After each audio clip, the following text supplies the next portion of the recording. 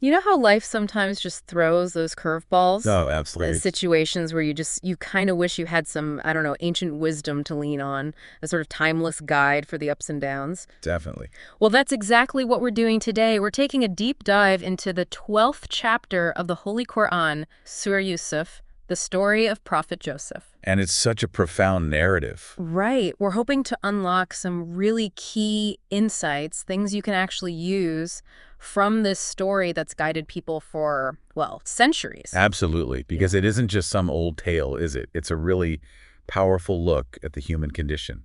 You've got resilience, relationships, faith. Things that still hit home today. Exactly. So our mission really is to pull out those core lessons and see how they might, shed light on your own experiences. Because it's packed with relatable stuff, even the tough parts. Jealousy, betrayal, hardship. But also, importantly, incredible patience, forgiveness, and ultimately triumph. It covers the whole spectrum. Okay, so let's get right into it. What if maybe the foundational themes in Surah Yusuf is this idea of a bigger plan unfolding, divine will? The sovereignty of God. It suggests that, even when things feel chaotic or maybe unfair from where we stand, There's something larger at play. precisely, there's that key verse, 12.21, that says, and Allah is predominant over his affair, but most of the people do not know. And you see that so clearly with Yusuf's brothers, don't you? Oh, absolutely. Their plan was malicious, meant to get rid of him. Right. But what actually happens, their actions inadvertently set off this whole chain of events. That leads directly to Yusuf's rise in Egypt. It's quite something. It really makes you wonder about those times in your own life, when things went sideways, didn't go as planned. Well, looking back, Yeah, looking back, you maybe see how they led you somewhere completely unexpected, maybe even somewhere necessary. what's so fascinating is that interaction between our choices, our actions, and this, let's call it larger framework. Hmm? It's not saying be passive, though. No. No. Think of it like navigating a river. You still have to steer your boat, right? Make decisions. Avoid the rocks. Exactly.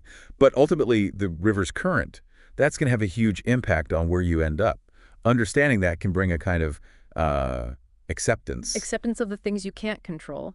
Precisely. That's a great way to put it. Now, another really powerful element here is patience, specifically sabrun jamil. Beautiful patience. Yeah. Yes. Exemplified perfectly by Prophet Jacob, Yaqub. His reaction when he gets that devastating news about Yusuf. In verse 12.1, he says something like, thus patience is most fitting, and Allah is the one to ask for help against that which you specify. It's patience, but not despairing patience. Exactly. It's rooted in hope and reliance on the divine, even in the face of immense grief. And Yusuf himself. Uh, Wow. The amount of hardship he endures. it's almost unbelievable. Thrown in a well, sold in slavery, then the false accusation. And years in prison, just Yeah. one thing after another. A relentless barrage. So beautiful patience, it has to be more than just like gritting your teeth and bearing it. What makes it different? That's a really key distinction. It implies this inner peace, acceptance, yes, but also continued hope. You're not letting the difficulty turn into bitterness or resentment. Maintaining composure and faith inside. Exactly.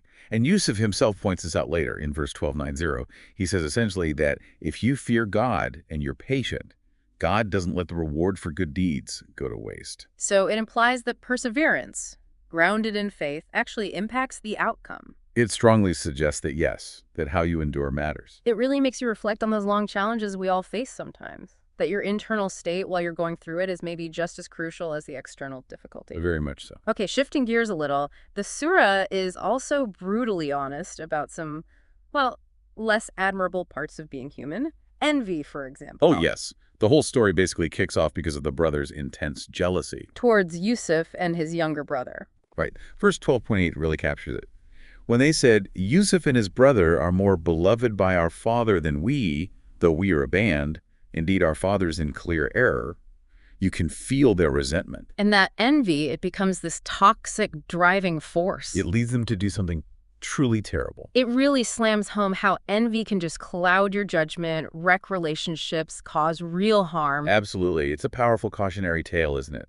About how corrosive that feeling can be, not just for the person feeling it, but for everyone around them. Makes you pause and think about those moments maybe you felt that pang yourself and how important it is to check it before it grows. Definitely. And yet, amidst all this, human failing, the jealousy, the betrayal, There's this constant theme running underneath, reliance on God, tawakkul. Yes, unwavering trust. You see it in both Jacob and Yusuf throughout everything they go through. But it's important to understand, right, that tawakkul isn't just sitting back and doing nothing. Not at all. That's a common misconception. It's about taking action, using the means available to you, doing your part.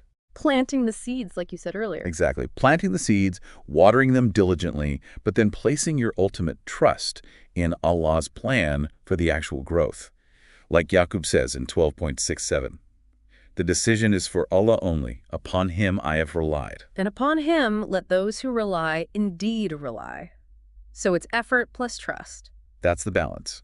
Put in the work, then let go of controlling the final outcome. Trust it'll unfold as it should. And speaking of higher ideals, forgiveness is just huge in this surah. It really is. Yusuf's forgiveness of his brothers. Yeah. It's staggering when you consider what they put him through. Immense suffering. Years of it. And yet he offers complete unconditional pardon is such a powerful moment, showing the potential of forgiveness to transform. And, it's often said forgiveness isn't about saying the action was okay. No, not at all. It's about releasing yourself, isn't it? Yeah. Freeing yourself from carrying that burden of resentment and anger. It's almost the gift to give yourself first. When he finally reveals who he is, and they're terrified. His words in 12.92. Just incredible. No blame shall there be this day upon you. Allah shall forgive you, and He is the most merciful of the merciful. It speaks volumes about grace, compassion, moving forward. It really underscores that message of healing. Reconciliation is possible, even after deep, deep hurt.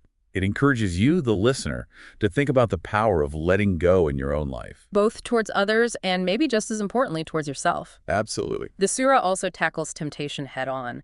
Yusuf resisting the advances of Al-Aziz's wife. A classic example of prioritizing integrity, his fear of God over desire, especially under intense pressure. His steadfastness is remarkable. And his prayer, when faced with that choice or prison, verse 12.33, my Lord, imprisonment is more agreeable to me than that to which they summon me. Wow. He literally chooses prison over compromising his principles. It shows that sometimes the harder path, the principled one, is actually the path of true strength. Makes you think about those moments, those choices we all face, where there's an easy way and a right way. Yusuf's example highlights needing that strong internal compass. Definitely. And another interesting, maybe more subtle point, is the wisdom of discretion. Something Jacob advises Yusuf about early on. Right. When Yusuf has his dream, Yaqub tells him in verse 12.5, essentially, my son, don't tell this dream to your brothers. Or they will plot against you. Exactly. It's a practical lesson, isn't it? Be mindful of who you share your blessings or your big plans with. Sometimes keeping things close to your chest isn't secretive, it's just wise, protecting yourself from unnecessary negativity or envy. A form of self-preservation, you could say. And as the story unfolds, you see how all those trials Yusuf faced. They weren't just pointless suffering. No, they actually paved the way. For his growth, his eventual position, it seems counterintuitive, hardship being beneficial. It does. But the surah suggests these challenges act like tests, maybe. Forging resilience, deepening wisdom. Leading to unexpected opportunities. And a greater understanding, perhaps, of himself, of God's plan. It implies that maybe the tough times in our own lives aren't just random bad luck. They could be part of a larger journey towards something positive. Transformation. That seems to be the message. Furthermore, the surah doesn't just show Yusuf's perfection. It also shows the brothers' path back. The importance of repentance. Right. They eventually realize how wrong they were.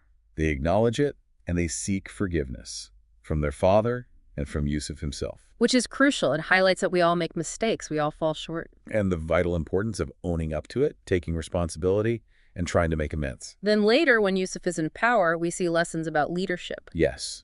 His wisdom, his integrity, how he manages the famine, interprets dreams, governs justly. It showcases what makes a leader effective and ethical. Fairness, knowledge, a strong moral compass. Qualities that are timelessly important for anyone in the position of influence, big or small. And through this whole epic story, grief, separation, power, betrayal, there's this constant thread of hope. Hope in divine mercy. Especially in Jacob. Years and years pass, immense grief, but he never completely loses that hope. He tells his sons to go look for Yusuf again, even after so long. Verse 12.87. Despair not of compassion from Allah. None despairs of relief from Allah save the disbelieving folk. It's incredibly powerful. It speaks to that resilience of the human spirit when it's anchored in faith, never giving up hope for relief, for mercy. Even in the darkest times. The story also beautifully emphasizes family bonds, even though they're severely tested. Jacob's deep love for Yusuf is the catalyst, in a way. And later, Yusuf's respect and care for his parents when they're reunited. It highlights how important those connections are, even when things get incredibly difficult within a family. A reminder, perhaps, to cherish and work through those bonds. Definitely. And one last point that really stands out, Yusuf's humility, even at the height of his power in Egypt. He never seems to take credit for it himself, does he? It's always attributed back to God's grace. His prayer in verse 12.101 really sums it up. Acknowledging God granted him sovereignty, taught him interpretation. Creator of the heavens and the earth, you are my protector. Make me die a Muslim and join me with the righteous. It's profound humility. He has it all, yet he acknowledges the source. It underscores that real strength isn't just about achieving things. It's about maintaining that humility, that connection to the divine source of those blessings. So as we wrap up this deep dive, it's just so clear that Surah Yusuf is this incredible tapestry of lessons, timeless guidance for navigating life. Absolutely. Trusting the bigger picture, finding strength in patience, guarding against envy, embracing forgiveness. Holding on to hope, acting with integrity, staying humble. These aren't just ideas from, way back when. No, they're incredibly relevant principles. Things that can directly shape how you handle challenges, how you build relationships, how you grow ethically right now in your life. Which brings us to maybe a final thought for you, the listener, to really mull over. With all these layers, all these profound insights in Yusuf's story. What's the one lesson? Yeah. The single insight that resonates most deeply with you right now? And maybe more importantly, how could you consciously bring that understanding into a situation or a challenge you're facing today? It really is a story that keeps giving. The more you reflect on its wisdom,